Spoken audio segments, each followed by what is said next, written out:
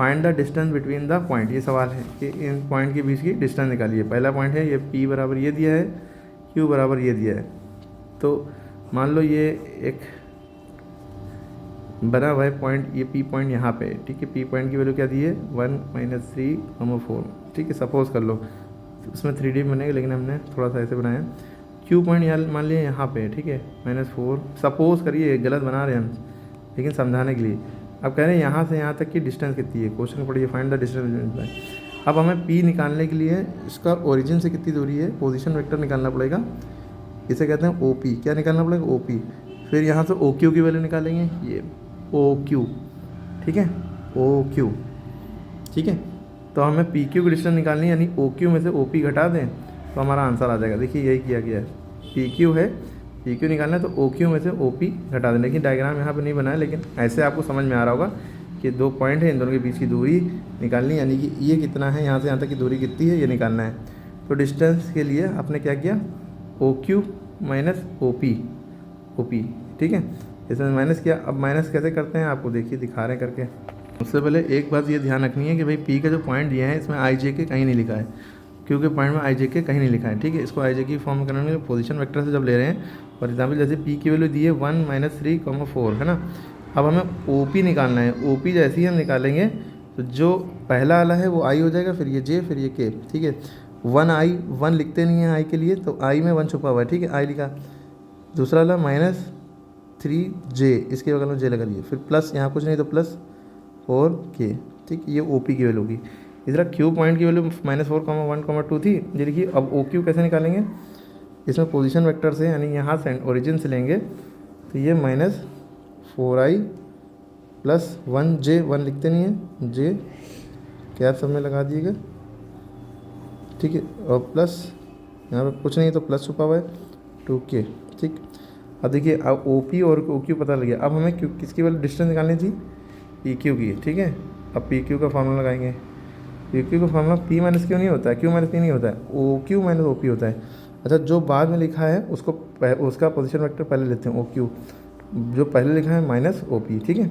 अब OQ की value ये है, OQ की वैल्यू ये क्या है, -4I + J + 2K, OP की वैल्यू ये है I - 3J + 4K। अब देखिए इसको करेंगे कैसे सॉल्व, देखिए।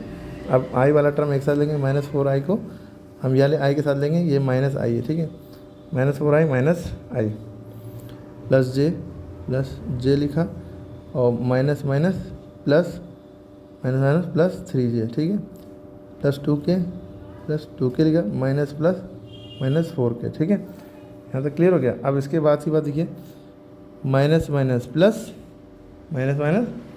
प्लस 4I, माइनस प्लस वाला, लेकिन साइन माइनस का ही लगेगा इस केस में, ठीक है।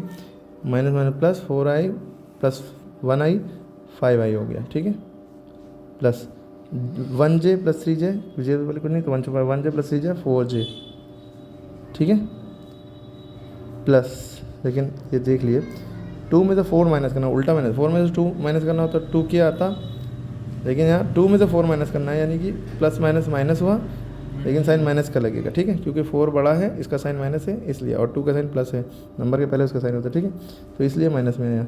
अब यह आपकी PQ डिस्टेंस आ गई, ठीक है। लेकिन अगर इसका मैग्नीट्यूड निकालना होता, वो क्योंकि डिस्टेंस के लिए मैग्नीट्यूड, ये तो वेक्टर की फॉर्म है, मैग्नीट्यूड निकालने के लिए आपको PQ यूँ करना पड़ेगा, मॉड में लेना पड़ेगा।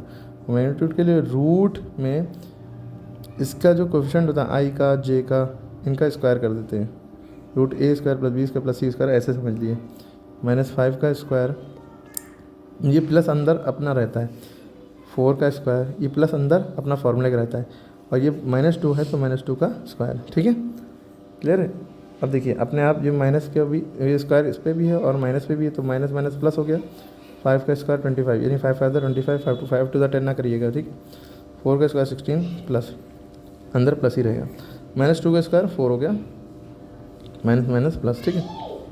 अब देखिए 16 4 20, 20 40, 45, √45, तो मैग्नीट्यूड आपका P का क्या आ गया, √45। देखिए क्या आंसर यही आ रहा है। एक चीज़ ये रहेगी कि भाई इसका स्क्वायर रूट भी निकाल सकते हैं, √45 का स्क्वायर रूट कैसे निकालेंगे, ऐसे करके 3 1 3 5 3 5 15 3 5 15, फिर 5 1 5, यानी कि स्क्वायर रूट के अंदर 3 × 3 × 5 आया, ये 2 3 का एक पेयर बाहर निकल गया रूट से, 5 का पेयर बन नहीं रहा तो वो 5 रूट के अंदर ही रहा। तो ये एक्चुअल डिस्टेंस आ गई 3√5। आप क्योंकि डिस्टेंस है इसके लिए बस आप खाली यूनिट लिख दिए, सेंटीमीटर वगैरह दिया नहीं तो यूनिट लिख दिए। एरिया निकालना है तो यूनिट स्क्वायर लिखते हैं, ठीक है, स्क्वायर यूनिट। आई होप कि समझ में आ गया होगा। फिर से वीडियो देखिए, बहुत अच्छे से समझ में आएगा, ठीक है।